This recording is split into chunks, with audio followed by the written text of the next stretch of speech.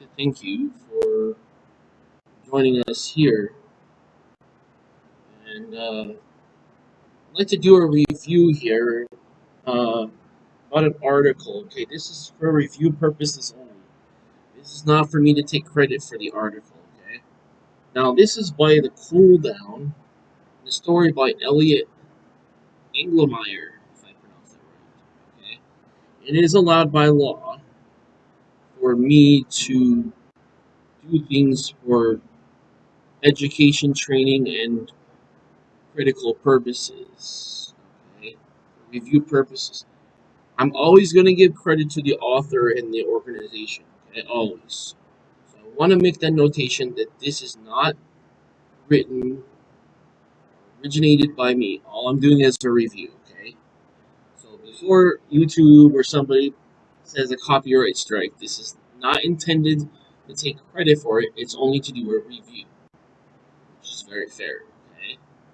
Now, I'd like to talk to you about something pretty not annoying, but annoying if you don't like the kind of thing. Um, no, something amazing in the news here.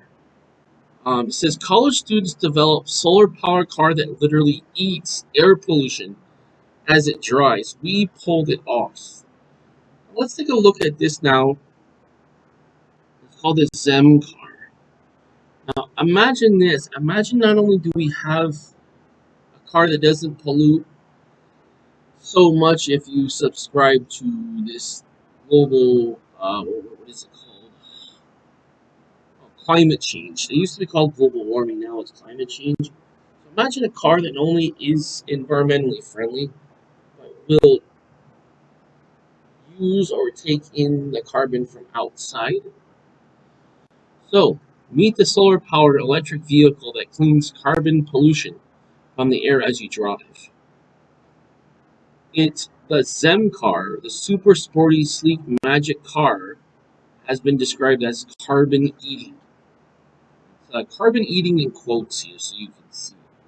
Now, the vehicle was developed by a team of students from Eindhoven University of Technology in the Netherlands. The car is suited with a carbon capture device on its underbelly, and the body of the car itself isn't made of materials you typically see on cars, or seen on cars, as the article says, but is instead made using recycled plastics formed by a 3D printer. Now, let's talk about that for a second. First of all, it's recycled, okay, so we don't have to keep producing things. We don't need, in other words, we don't need more new raw material or extra raw material. We just need the ones that has already been produced, okay? Second of all, we can do it cheaper because it's from a 3D printer. Now, if you think about the process of manufacturing, you have several people on a manufacturing line that produce a product. And I'm just speaking in general terms here, okay?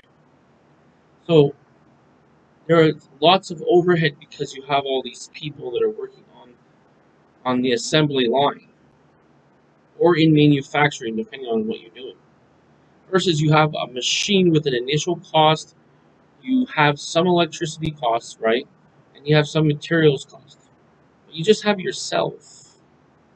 You see? So, no, no, no. This is the wave of the future. Recycle plastics using a 3D printer. And I suspect now, I may be wrong about this, but I suspect, you see it says 3D printer, I suspect that this is going to be very popular and common in the future. Meaning if you want to make a car, you just need to get the essential, and you need to get the 3D printer that can make it, right? And then you get the materials, and then it will say, okay, this is how it's put together. So it kind of like snaps together or something together. So even if you paid someone to put it to assemble it for you, somebody spent like a day doing it or half a day, it'd be a heck of a lot cheaper than buying a car. Once you consider all the expenses and you add it up, you'll find that it's a fraction of the cost of what a car would be normally. Do you understand? Now let's continue on with the article. Teamwork was the name of the game when it came to development. The base group was a team of students, and partner sponsors sourced the materials. The SEM car has lithium-ion batteries from a Dutch company called Cleantron. Gets up to 15% of its charge via solar panels from WattLab, and has its carbon output studied thanks to a lifestyle analysis conducted with SEMA Pro software. The thing I find interesting about this is it has, if I can find it here, solar panels. So imagine this: you have a battery that's charged either by electricity, as in you plug it in or whatever at a charging station, or solar panels that's charging while you have sunlight. The only problem is if you need this car on long trips or something like that. But I like where this is headed. I think this is a good idea. Now, the 2021 team's goal was zero emissions mobility, which led to the name ZEM, as in zero emissions. As the team worked on the innovative vehicle, they realized that achieving carbon neutrality was impossible without a new solution. So they decided they need to find a way for the ZEM car to remove carbon from the air. Amazing, right? Remove carbon from what? The air. The solution came by way of two filters on the underside of the car, which do their job while the car is in motion. As it is driven, air passes through the filter while the carbon dioxide sticks to it. Excuse me. Now, the filters have been emptied they have to be emptied every 200 miles, but the ZEM car team has already developed a solution to mitigate the potential hassle. They designed an EV charging station that extracts the carbon dioxide so it can be repurposed for other clean fuels or safety stored to keep it out of the atmosphere. So again, it's very resourceful, very efficient. You're gonna take the stuff you already have, you see, um, and um, you're gonna use what you already are taking in to power instead of using electricity, like burning fossil fuel to power electricity. Now, the ZEM car at the stage is an awesome concept with lots of room to grow. The carbon capture device currently captures only 4.41 pounds of carbon dioxide for every 20,000 miles. This is only 0.04% of the average vehicle's annual carbon and less than one-tenth of the amount that the average tree absorbs annually. The team continues to work to bring the ZEM car to what they believe is its full potential. And this is a very uh, hazy idea because what is the person's full potential? Well, that's always changing and growing, right? Now, which is carbon neutrality, which is it doesn't pollute at all, which is impossible because here's the thing: yes, it costed money, but you needed to pollute to produce each part of the car. All the items need uh, and go through a process of pollution. Okay, so you can't be carbon neutral because how are you going to produce the items? See, now even further, the ZEM car serves as an example to the industry of what is possible. And it's okay to start out small because that's how science works. Is you go through a scientific process, right, of postulating, right, ideas, postulating, testing, getting a conclusion, results, conclusion, implementation. See? So, this is better than before, right? Yes, it's not ideal, it's not as much as you would ideally want, but you don't start out big. Everything starts small. fact that we're making progress is where we're headed. Okay, just like everything else, you can't go from like 0 to 60 in like 1 second. It takes a couple seconds to get there. Okay, this is the idea. But the point is, this is the very good news. Okay, so I'd like to tell you a little bit about that, and I'd like to conclude by saying what they said, which is we pulled it off. 35 students with a lot of eagerness, but lots of experience than the main industry that are competing with, says Nikki Bokos, the external relations manager for TU Ekmotiv, in his interview with CNN. We're just showing the big industry what is possible. And then he says, and then the author says, we can't wait to see the progress is made with the ZEM car and this carbon removing technology evolve as the vehicle develops. So here you can see that. Okay. Now let's talk about some product stuff. SSD. For all of you who don't know what an SSD is, SSD stands for solid state drive. Now, it's a type of hard drive for permanent storage, meaning when you turn off the computer, the information is not deleted. Okay? So basically, there's two types of storage. There's volatile and non-volatile, or permanent and non-permanent. Sorry, non-permanent and permanent, which is volatile versus non-volatile. Now, the SSD doesn't have moving parts like a hard drive does. Because a traditional hard drive, if you want to use the word traditional, it has moving parts. That's platters, stepper motor, and a needle to move to the different parts of the hard drive. Number two, it's smaller, has less weight. The shipping costs, logistical things, because it's smaller, is simplified, easier, and also it's faster. Now, they basically you have something that looks like a size, a miniature size, like almost like the size of like your external hard drives. You know, like you plug it into USB port and you can save information. You have those, and then you have something called NVMe. And what you're seeing here is NVMe.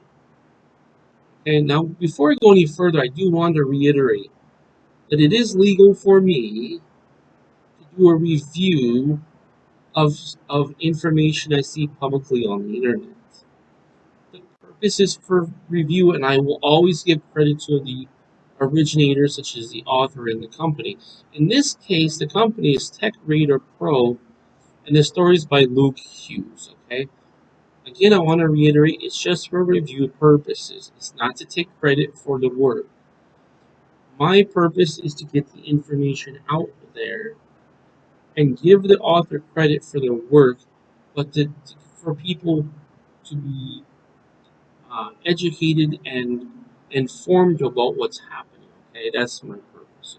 Okay, now let's talk about this. Okay, according to TechRadar Pro, the story is by Luke Hughes, not me. Luke Hughes. The headline reads: SSD prices set to plummet, so now could be a great time to upgrade. Okay. So yes, falling prices is good as long as it's for the right reason. So as long as what you're buying is quality and it's not refurbished or broken. Now, refurbished is still okay, especially because it's usually cheaper.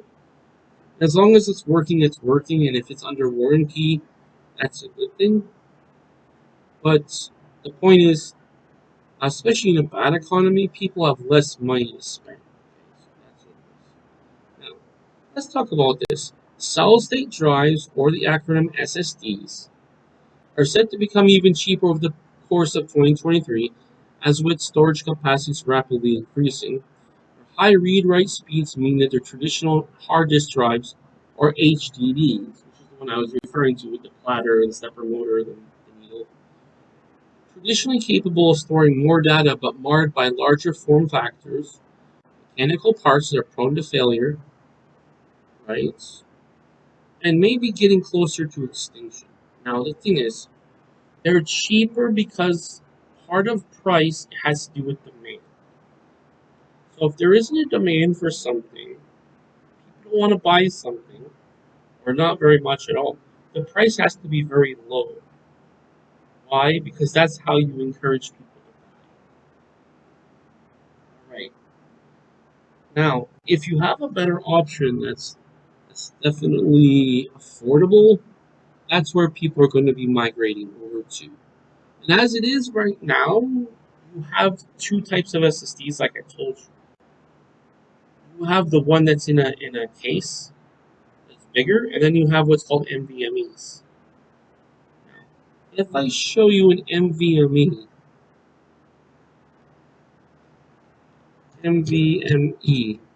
as a matter of a definition. Now, NVMe stands for non-volatile memory host controller interface. Sorry, NVMe Express or NVMe is a non-volatile memory host controller interface. Specifications: open logical device interface specification for accessing computers' non-volatile storage media. You see? Okay. Now, this, it looks kind of like a RAM stick or a memory stick. This has permanent storage. This is actually what people are going to be migrating over to because the prices are coming down. And the other ones, let's say if we have the other traditional SSDs, I can actually just show you here.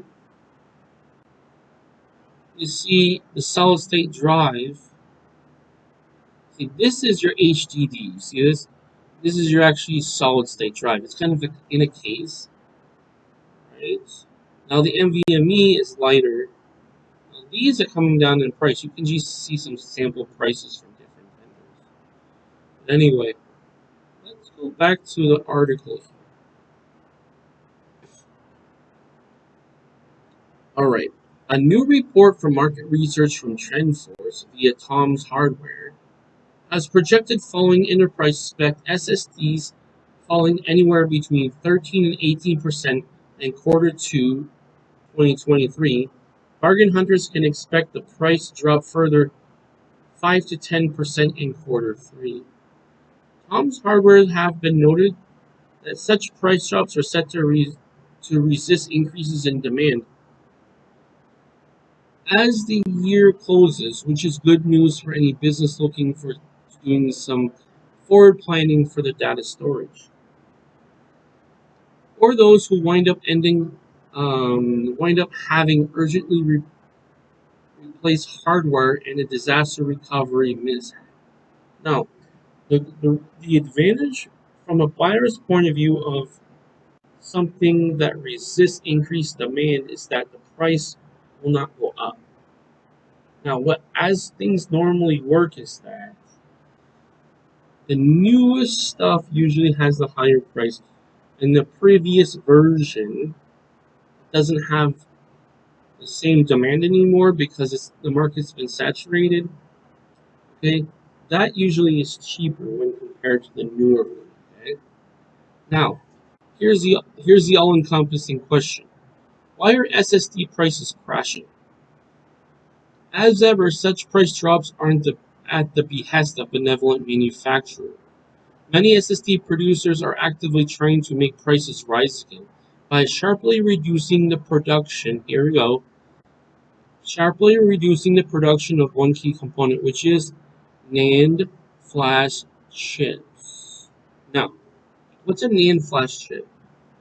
NAND flash chips are those data that is stored on devices using solid state technology, which is becoming increasingly ubiquitous as producers and consumers alike want to keep the cost and size of a device down while maximizing its storage capacity. I said an NVMe. Okay. Flash memory works because they're non-volatile memory, means data can be stored, read, and written without being powered. Ooh, without being powered, that's interesting. Okay. Really? These chips are currently in abundance, and manufacturers are so. TrendForce believes rolling back production to create artificial scarcity. We can believe, and the other says we can believe it. But what is it doing? Rolling back production to create artificial scarcity. It's just like diamonds. It's the same idea. When you withhold inventory and only allow a certain amount of production that's available in the market, what it does is increases the price because there's less of it that you can understand. Now, however, it also predicts that NAND flash is so readily available at the moment, it will be some time yet before these actions begin to have an effect on the market. So what's happened is basically, if I understand this right, the inventory is being flooded in the market, or there's also not a shortage of inventory at the very least. Okay, that means the prices have to be down. So there's two ways to looking at it. One is if you have so it's supply versus demand. If your supply is high, right, then the price can be less or it can be more. It depends on how it relates to demand. Okay? If the supply is more because the demand is more. Now, demand can cause the increase of supply, but if there's already a supply and not a demand, then the price has to be leveled out or decreased because nobody wants it. It's less. It's worth less. It's just like collector's item, right? If there's not so many of them, of course, then it's worth more. Of course, to a collector, retailer, whoever, it's worth more if there's less of them. Same thing with supply. Okay? So if you produce less, there'll be less available in the market.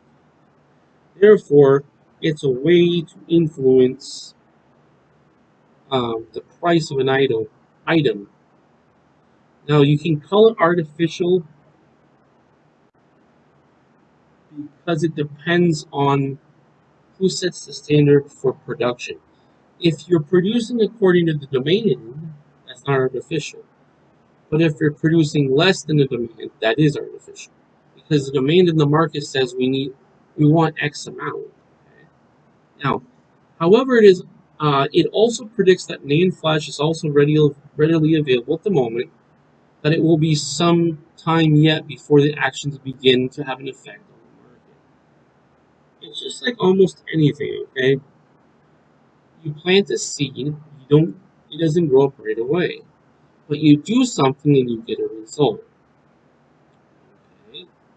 Now, here's the question that's relevant to people. What does this mean for you? It's a fair question, right? As the owner, IT administrator, or simply a good little employee of an organization, the people, and the referring to people publish this article, we at Tech Radar Pro think investing or pushing for an investment in solid state drives as a primary means of storing data is a prudent move in general, but especially now while the wind is blowing in the right direction, meaning the conditions. All right, this is their opinion. I think it's probably founded, but I think you have to time what the market and what's happening. So there is something to be said about this. True hard disk uh, drive prices are seeing sharp drops, and SSD health can sometimes be unreliable. But is becoming increasingly more difficult to justify investing in HDDs over SSDs when the latter is catching up in its available storage capacity and is no longer legions more expensive than the mechanical drives alternatives. So the HDDs is basically mechanically driven with a source that's electrical. Okay? So It doesn't really make sense. It's just like anything else. If you can get the same or more performance at the same or less price, why would you buy the one that has less performance? That's the idea. Now, let's conclude by where should you start? Firstly, want to book up on solid state tech and learn the benefits are in more detail with Tech Radar's handy primer on SSDs. Here to consider a curated list of best cheap SSDs to dip your toe in the water. Or a space and utility is what you need more portable options, which is usually connected to devices, yet typical USB connection. As SSD tech continues to improve, we're sure that you'll start to wonder why we trusted our data to shaky mechanical parts for so long, and why it took so long for the revolution to take hold. They're kind of exaggerating, like, sound hard drive is a sound hard drive, but, um, anyway, that's just what they're saying. The bottom line is, it's lighter, it takes, and it's more reliable. Did the same thing, so why not? Right, so that's our second article. I'm gonna close this one because it's not any text. What I'm gonna be doing is I'm gonna have a daily news review on things so people can stay up to date.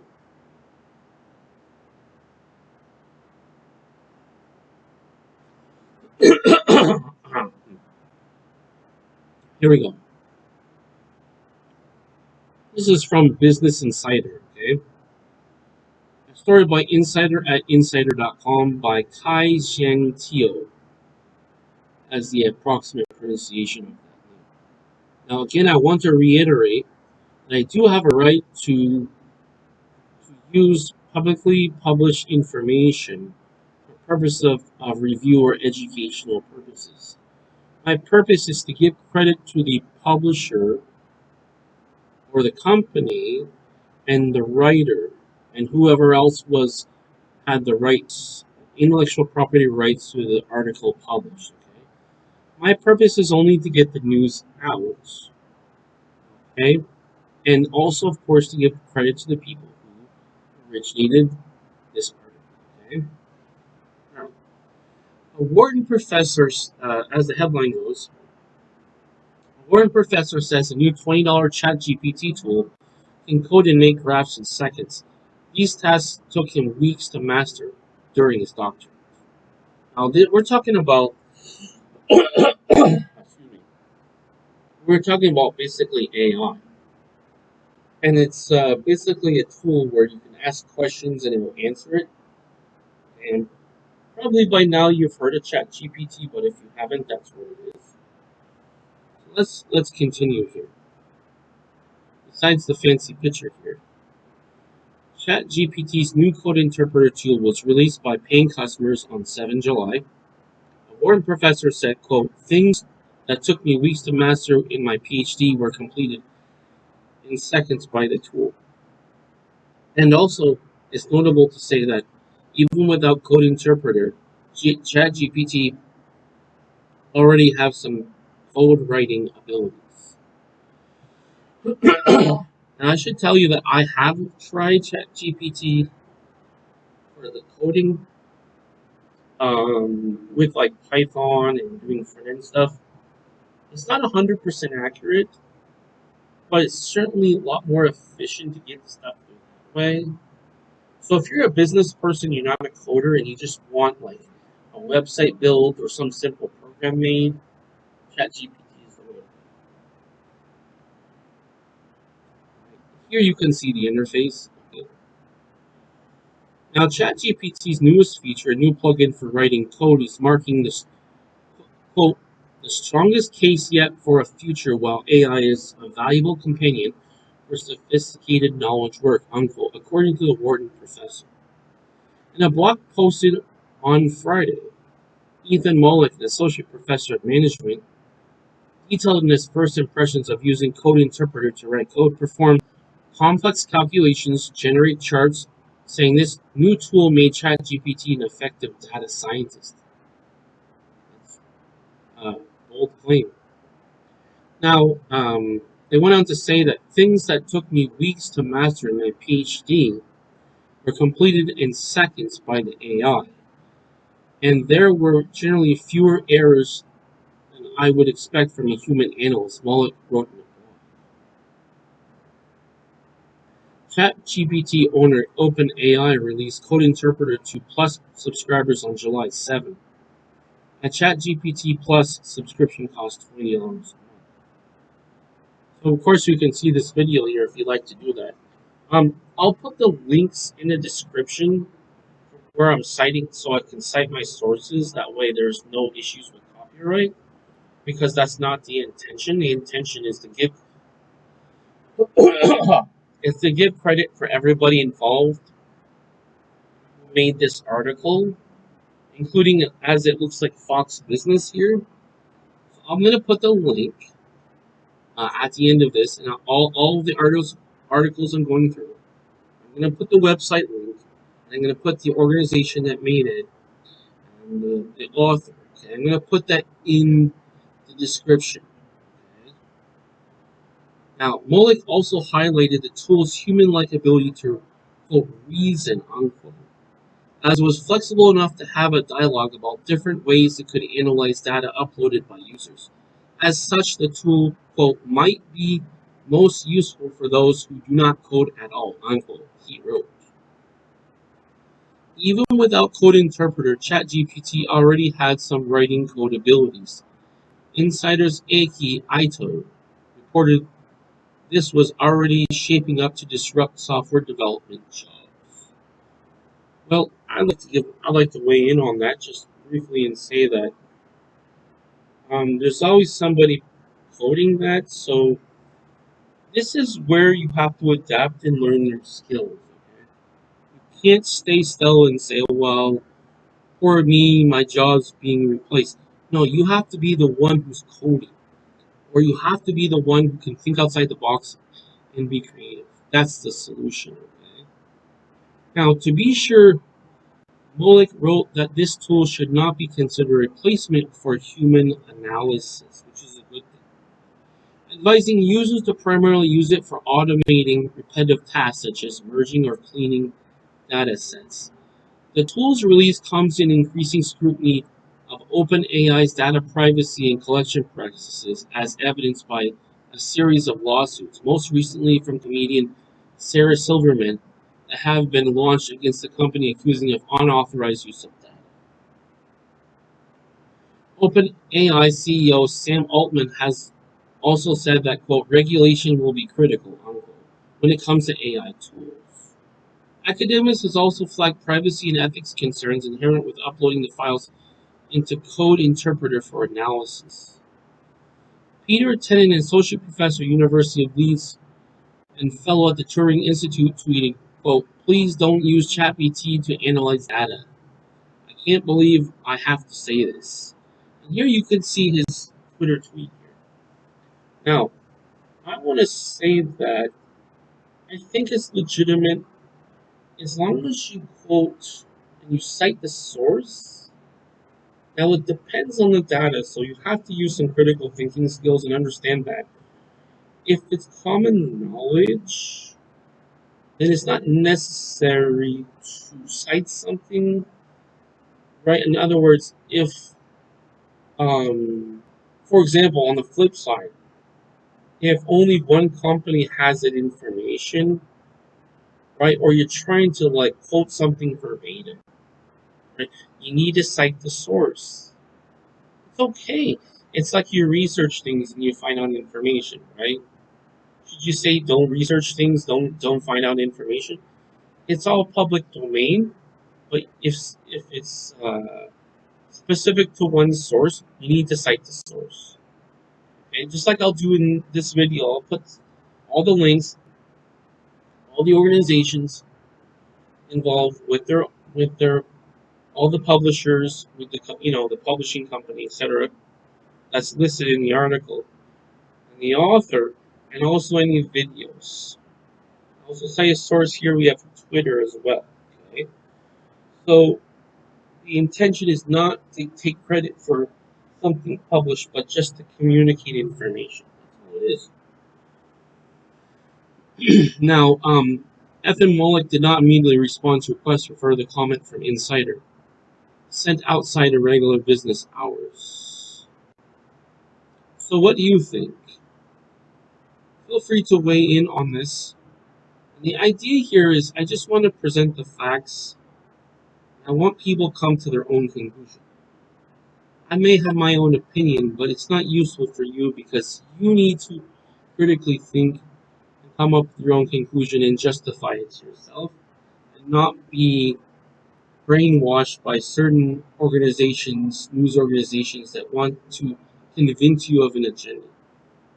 See, all I want to do is I just want to present you with information and have you critically think and come to your own conclusion. Do you understand? So, I'd like to thank you for taking the time to listen to the news here. Now, if I find something other news, I will certainly give that to you.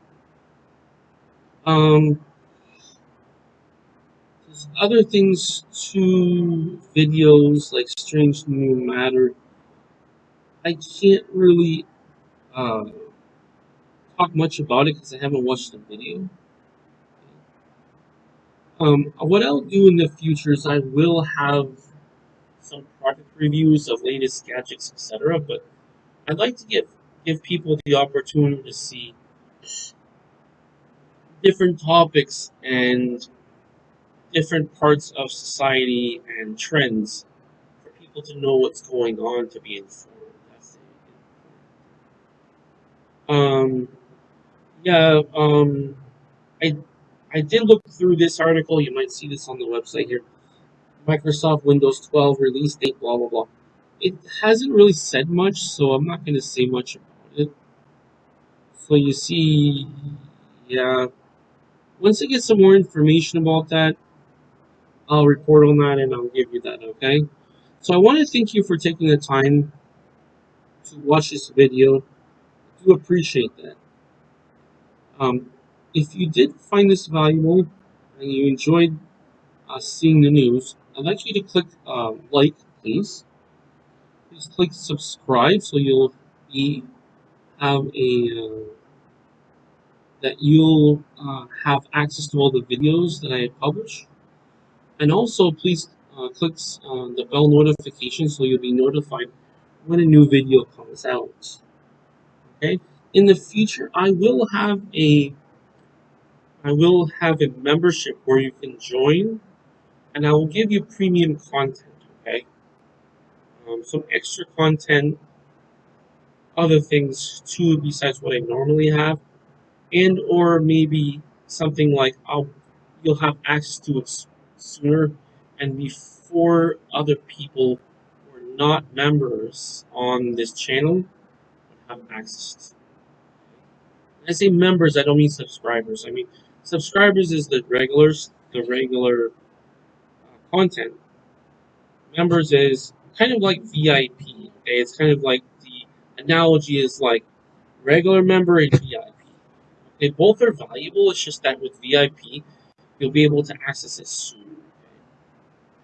So if you find it valuable to have to be on top of things and be in the know sooner, I recommend you click the membership. Okay, and I'll be more than happy to provide that for you. And I will have live streams at some point where I will start off doing that. Okay, and I will have these videos at certain times, and then I'll have it actually saved.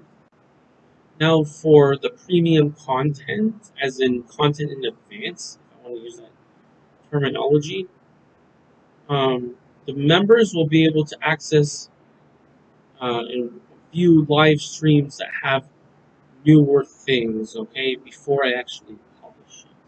So in the future, I'm going to basically have it like that, where I'll have the live streams that will be basically only be able to access it if you're a member,